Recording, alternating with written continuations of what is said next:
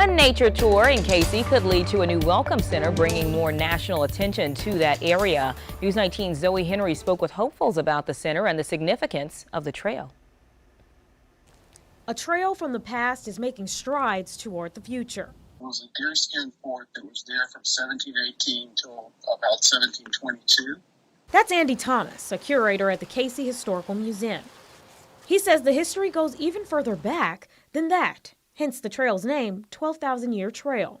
We know that Native Americans inhabited that area of the Congaree for almost 12,000 years.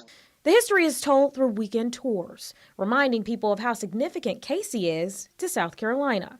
If you go into the state of South Carolina, there's not a lot of places where you have a lot of that intersect within that small of an area, where you've got prehistoric Native American history and colonial history and Revolutionary War history and Civil War history. It's now foreshadowing the future, and Tim Newcomb is looking to be in the next chapter by moving to history-rich Cayce and learning about the past.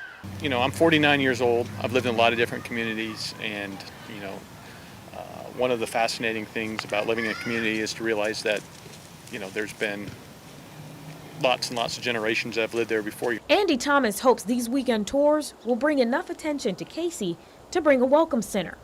And the ultimate goal is, with help of the River Alliance and the city of Cayce, there's going to be a visitor center out there. He adds, this trail having a welcome center could also bring economic growth to Cayce. In Cayce, Zoe Henry, News 19, WLTX. Well, if you're interested in joining the tour, it is free and takes about 2.5 hours. It's hosted by the Cayce Historical Museum.